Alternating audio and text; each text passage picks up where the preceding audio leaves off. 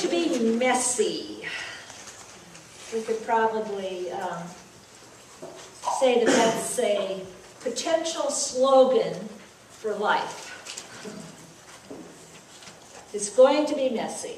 I happened to hear those words this last week when I was at the Trinity Seminary board meeting. I'm on the board for Trinity Lutheran Seminary in Columbus. And the student representatives were reporting to the board and asked the board what they should take back to the student body. And one of the board members said, and I quote, "Tell the students it is going to be messy." Well, the fact of the matter is that Trinity Seminary, like all ELCA seminaries, like all mainline denominational seminaries, is facing extreme challenges. And some innovative moves are going to have to be taken in the near future. And I'll be talking about that as they unfold. But the fact is that as that happens, it's going to be messy. But I would add, and this is true for all messes in life, as our faithfulness of people, the gift of God is the gift of faith. As our faithfulness converges with God's guidance, the mess, whatever it may be, will not overwhelm us. I'd like you to keep that in mind as we look at today's reading from the book of Acts. Today is the last Sunday, 7th Sunday of the Easter season. And so our focus on the book of Acts, on the life of the early church, draws to a close today. Today's focus is the second part of a story from the 16th chapter of Acts. And we read the first part last week. We read that Paul and Silas and Timothy, and quite possibly the gospel writer Luke, have found themselves, after wandering all over, remember where they were wandering? Turkey. After wandering all over Turkey, they have found themselves in Greece, in the city of Philippi, where the new Christian movement is based in the home of a newly baptized believer named Lydia. Oh, gosh. I could have had a pop quiz. Let's see, can we go back to the first lesson that we studied? So anyway, the mission of the disciples, should they choose to accept it, and they have, is to spread the news about Jesus and to see what happens when God's guidance intercedes with the faithfulness of people. Now last week, the answer to that question, the simple answer to that question, was that amazing things happen. This week we're looking for something different, to which I've already alluded. And we find it in what really is an amazing story. It seems that in this area of Philippi, there is a girl who is a slave who has what is called a spirit of divination. We might say that she has the gift of prophecy, or maybe a better word would be fortune telling. And the implication is that she has this gift because she has been, I don't know, what would you say, invaded by some spiritual entity. If that's true, then she's twice possessed, because she's possessed by that spiritual entity and she's possessed by her owners, who have turned her into a money-making machine. Whatever the case, either that spiritual entity in her or she herself is drawn to the missionaries, to the followers of Jesus. And we read that she's following them around and she's shouting, yelling, "These men are slaves of the Most High God, They will tell the way of salvation. Now, theologian N.T. Wright says that she didn't really know what she was saying, or at least what she was saying, what she thought she was saying, didn't fit with the way the disciples would have understood her words. And of course, the Philippians didn't understand it either. Here's what I mean. For her, and we assume that she's a Philippian, a person from Greece, the Most High God is not the God of Abraham, the God of Isaac, the God of Jacob, the monotheistic God of the Jews. For her, the Most High God is Zeus, or whatever God is on the top of the Greek pantheon. So when she said, these men are slaves of the Most High God, she either is talking about Zeus, or she doesn't know what she's talking about. See what I mean? She doesn't mean the God of Abraham. And when she says that they will show the way of salvation or show people how to be saved, if she's a Philippian, which we assume she is, if she's a Greek, then that's not going to mean what it means to the disciples either. She wouldn't have any understanding of eternal salvation or of life after death or of being forgiven of sin. To her, salvation is simply just being rescued from a difficult situation. So, for whatever reason, maybe because she's shouting out and people think she's talking about Zeus, maybe because she's shouting out and people don't know what she's talking about, maybe because she's just plain annoying, Paul decides to get rid of her. Not really get rid of her, but get rid of that spirit of divination that is within her. And he casts it out. He divests her of her ability to tell fortunes.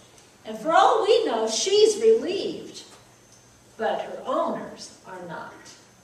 Her owners get nasty. Because, why?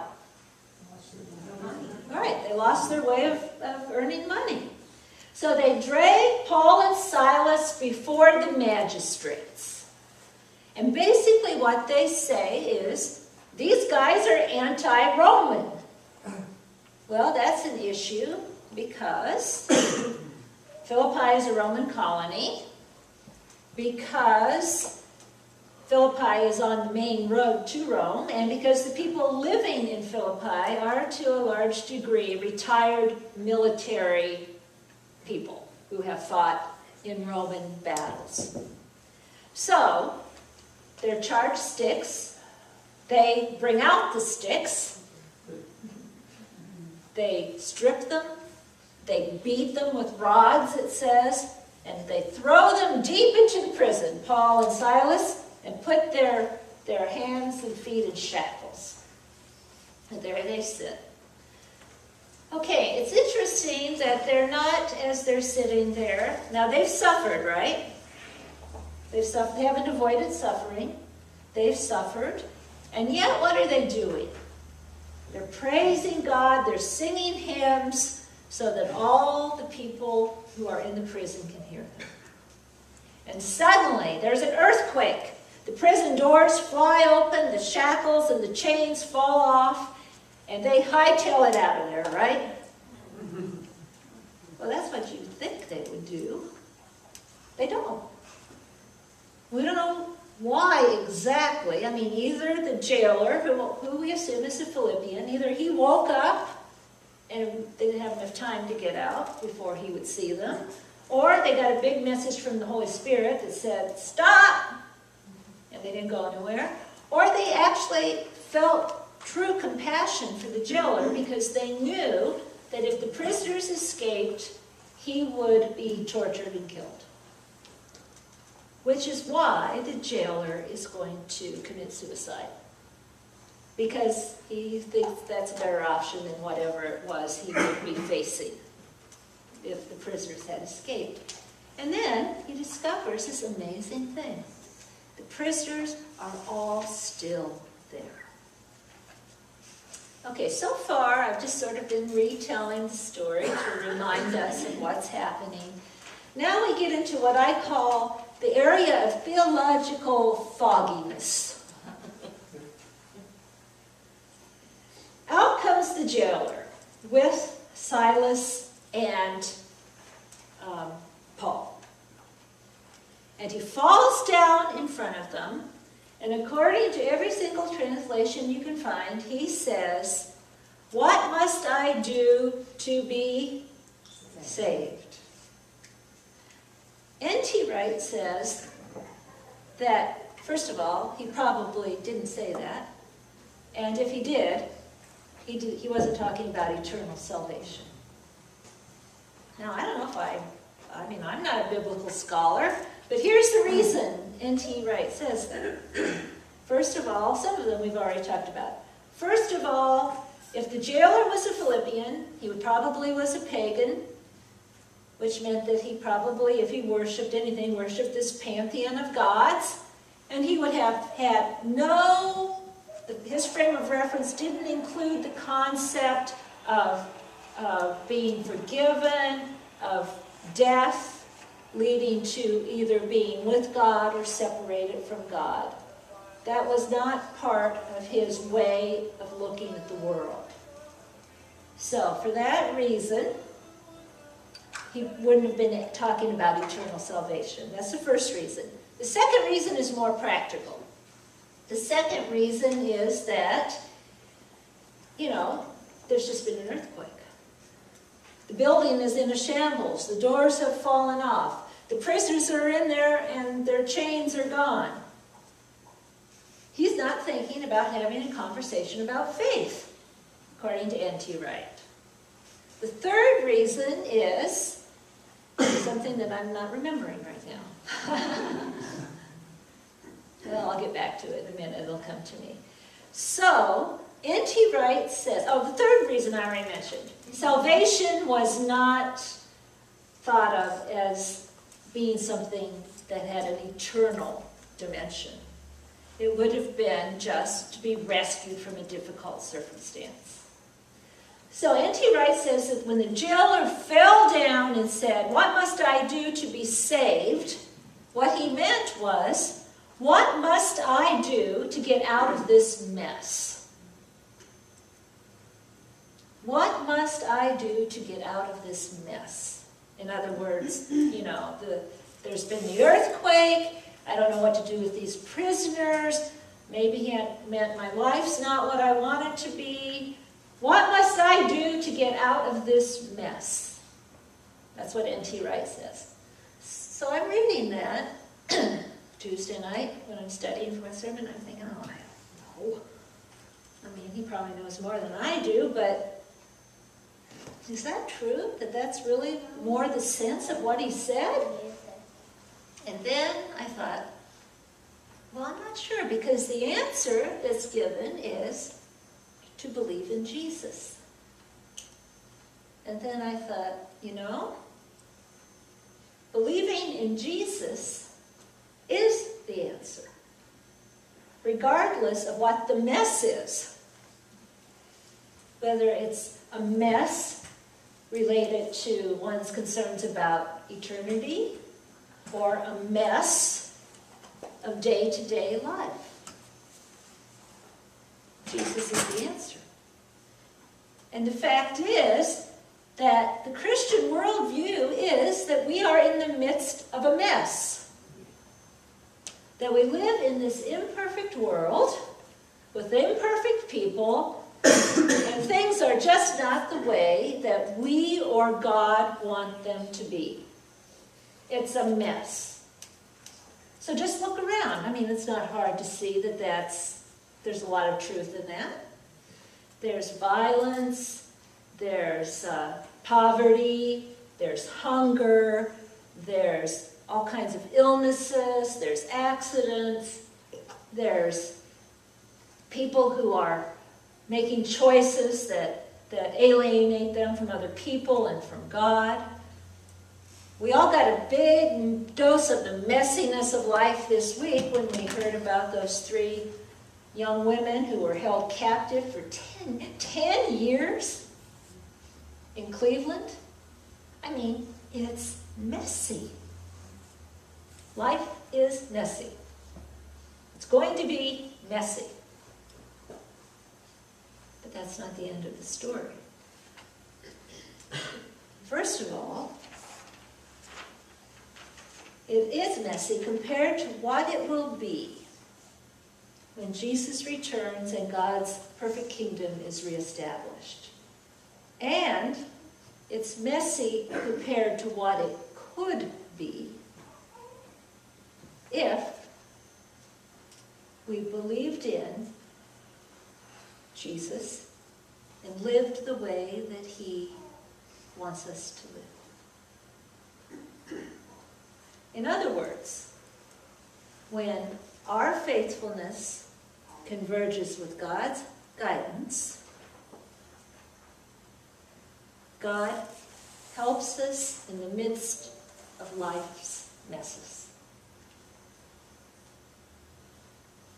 And I'm going to give 3 examples that happened at that same board meeting where the gentleman said it's going to be messy, to illustrate what I'm saying. We had dinner on Monday night, and I had to sit at a table, just 4 of us at a table. And there were another pastor and 2 lay people, all board members. And they all had a story to tell about the messiness of life.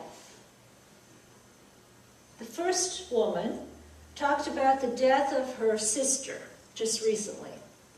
Her sister was 50 years old and died of ovarian cancer.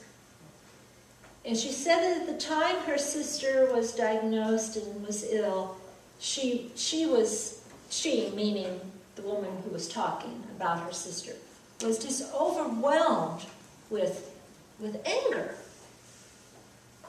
How could this be? How could, the way she framed it in her mind, how could God allow this to happen? She prayed that God would turn it around. And as her sister got sicker and sicker, she said she found it almost impossible to pray. She said, I still believed in God, but I just didn't understand how God was working in the midst of this. And then she said she experienced what she described as a miracle. And I'm not going to go into the detail of that story, but a miracle on the night that her sister died. Now, her sister still died, but everyone there experienced what she described as a miracle. And she said, I then came to believe that God was with us in the midst of my sister's illness and death. See, when God's guidance converges with our faithfulness, even if our faithfulness is shaky, God helps us in the midst of life's messes. The second story was told by the pastor. 20 years ago, she had a life-threatening illness. And she said that the treatment for the illness was devastating. Just physically, emotionally, spiritually devastated her. And yet, she survived. And in the midst of it, she wasn't a pastor when all this happened, she received a call to a whole new life and to ministry. You see, when our faithfulness converges with God's guidance, God can help us in the midst of life's messiness. And the final story is one not quite as dramatic as the other 2, but one with which many of us deal in one way or another.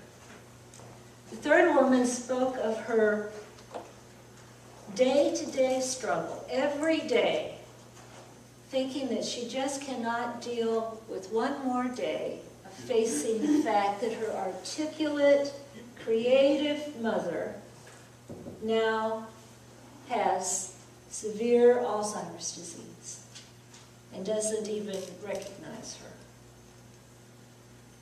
And yet, she says, day by day, one day at a time, she's given the strength, the patience, she's given what she needs in order to face that situation.